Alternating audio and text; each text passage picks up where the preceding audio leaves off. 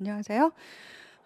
이제 새로운 1년이 시작이 됐습니다. 그래서 2020년 임용고시를 대비해서 이번 2019년 1, 2월에 새롭게 이제 그 음문 형태 기본 이론을 하도록 하겠습니다.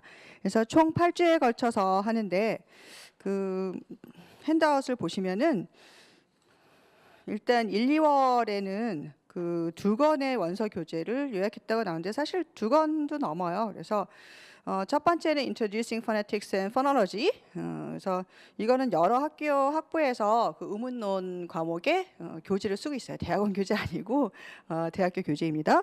그리고 The Pronunciation of English, A Coursebook of Phonology라는 책이 있어요. 그래서 그 두 책을 중심으로 하는데 여기에 플러스 최근에 이제 시험에 많이 나온 책이 무슨 책이냐면 Applied English Phonology가 있죠. 그래서 이번 바로 전회에도 시험이 거기서 두 문제가 의문론이 바로 그 지문에서 다 나왔거든요. 그래서 그 책을 안 볼 수는 없는데 그리고 그 책에서 이제 시험 문제 나온 것이 뭐냐면 의문론적인 그런 어떤 데피니션이에요. 바울이나 컨소넌트에 대한.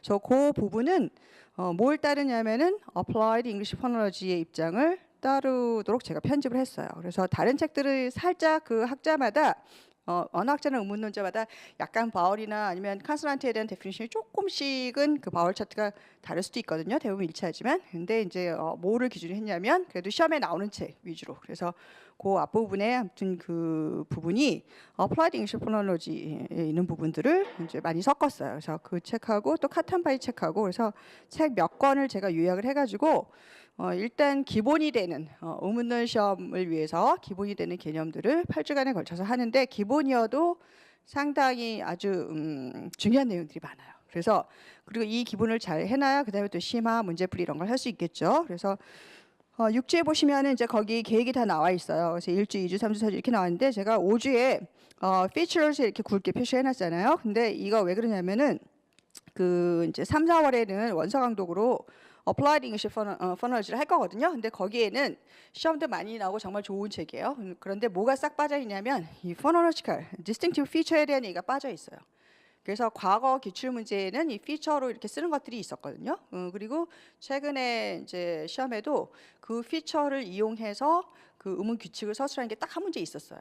그래서 다시 이제 혹시 그 피처에 대한 거가 나올까봐 이걸 체크하고 넘어가야 돼요. 근데 그 Applied English Phonology 피처에 대한 얘기는 없거든요. 그래서 그 피처에 대한 거를 좀 제가 5주째 하는데 그걸 이렇게 표시를 해놨어요. 그래서 요 이제 기본으로 의문의 그 자음과 모음의 분류.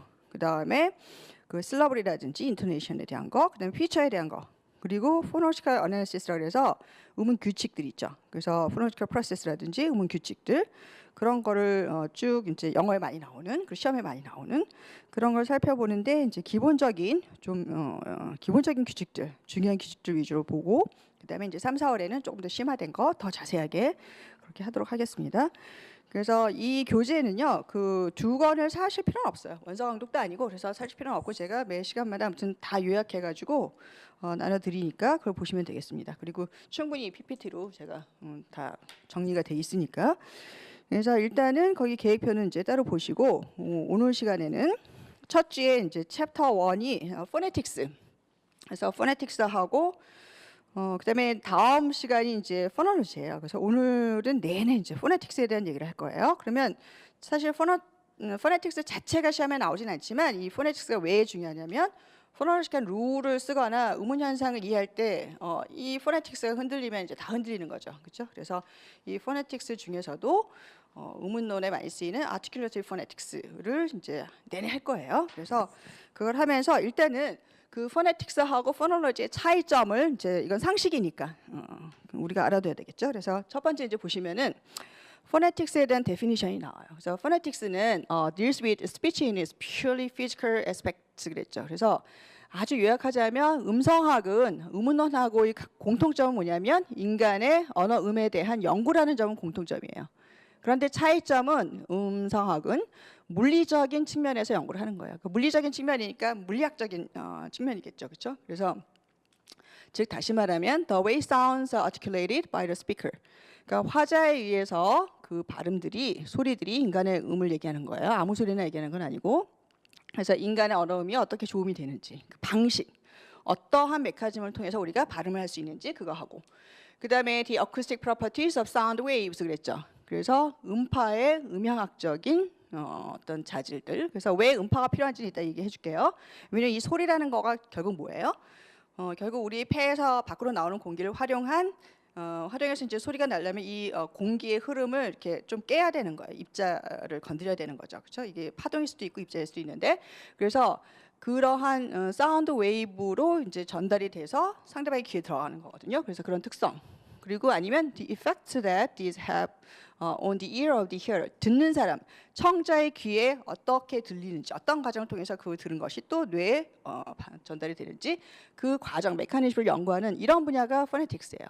그러나 포놀로지는 완전히 좀 달라요. 그러니까 인간의 언어음을 연구한다는 것은 공통이지만 뭐에 관심이 있냐면 the way speech sounds are organized into system. 그러니까 화자의 머릿속에 들어있는 그 음에 대한 체계, 그 다음에 그 음들이 어떤 규칙에 의해서 발음이 되는지 그런 것들을 연구하는 거예요. 그래서 특정한 언어의 사운드 시스템을 연구하는 것이 포놀로지입니다. 그러니까 포놀로지는 좀 추상적인 걸 연구하는 거죠. 추상적인 실체, 우리 머릿속에 들어있는 음에 대한 지식, 그거를 얘기하는 거죠.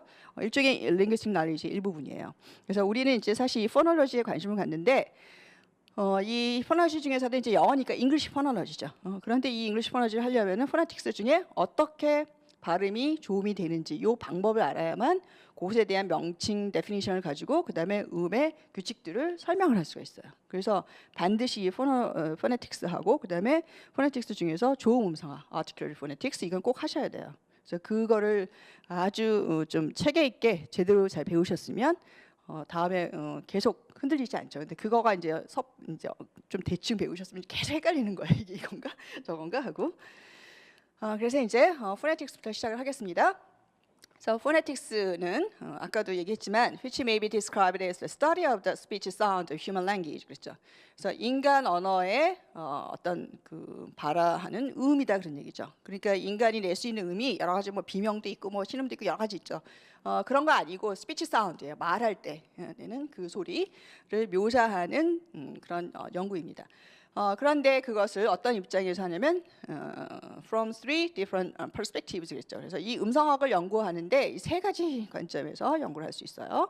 그래서 이게 The Speech Chain이라고 유명한 책에 이 책 이름이기도 하고, 그 다음에 이 스피치 체인을 이제 이렇게 언어가 A라는 화자하고 B라는 화자가 이제 의사소통할 때 주고받는 그거를 이제 스피치 체인을 이렇게 표시를 할 수 있어요. 그래서 이 사람들이 이제 1992년에 발표한 건데 보면은 이 A라는 화자가 뭐를 들었든지 아니면 혼자 생각을 했든지 간에 이 뇌에서 이런 말을 해야 되겠다 이제 사고를 하죠. 굉장히 고차원적인 거죠. 사고는 뇌에서 하는.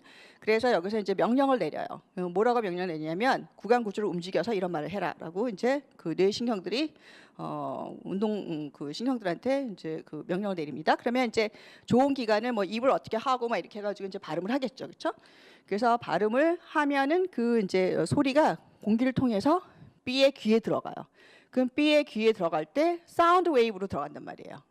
그래서 이 사운드 웨이브로 귀에 들어가서 B라는 듣는 사람이 그 소리를 사운드 웨이브라는 물리적인 실체를 귀에서 어떤 전기 신호로 받아들인 다음에 뇌에서 그걸 meaningful한 의미 있는 요소로 해석을 하죠. 그렇죠? 그래서 이게 무슨 의미구나 하고 그래서 이 사람이 또 이제 말을 하면 이런 과정이 계속 이렇게 순환이 되는 거죠. 그래서 이게 스피치 체인인데 그래서 음성학, 음의 어떤 물리적인 실체를 연구할 때 보면은 순수히 물리적인 분야가 여기예요. 그래서 이 소리의 물리적인 실체, 즉 소리는 음파로 우리가 표현할 수 있다 그랬죠. 소리를 그 오실로그래프 기계를 찍으면은 이렇게 지지직하는 뭐 그런 모양이 나와요. 그러면 이게 이제 프리퀀시가 뭐고 그다음에 이걸 앰플리튜드 이런 걸 다 잴 수 있거든요. 소리의 특성들을 물리적으로. 그래서 그런 거를 연구하는 분야가 어쿠스틱 포네틱스예요. 음향 음성학. 그래서 이 음향 음성학인데 이거는 이제 우리의 포널지하는데 별로 상관이 없겠죠. 그다음에 어떻게 발음을 하는가? 어떠한 발음 기관을 거쳐서 그 발음 기관을 어떻게 움직여서 어떻게 발음을 하는지 방식, 좋은 방식. 이거가 articulatory phonetics예요. 근데 이 articulatory phonetics는 우리가 반드시 해야 돼요. 여기에서 나오는 그 중요한 개념들이 음론에 그대로 쓰이니까. 그다음에 여기 B의 청자의 입장에서 보면 자기의 귀에 들어온 그런 정보를, 그러니까 귀가 이렇게 있으면 이제 이 귀파기가 이렇게 소리를 이렇게 모으는 역할을 해요. 그러면 이 웨이도가 있으면 거기서 이제 달팽이관을 거쳐가지고 그 달팽이관에서 이제 이렇게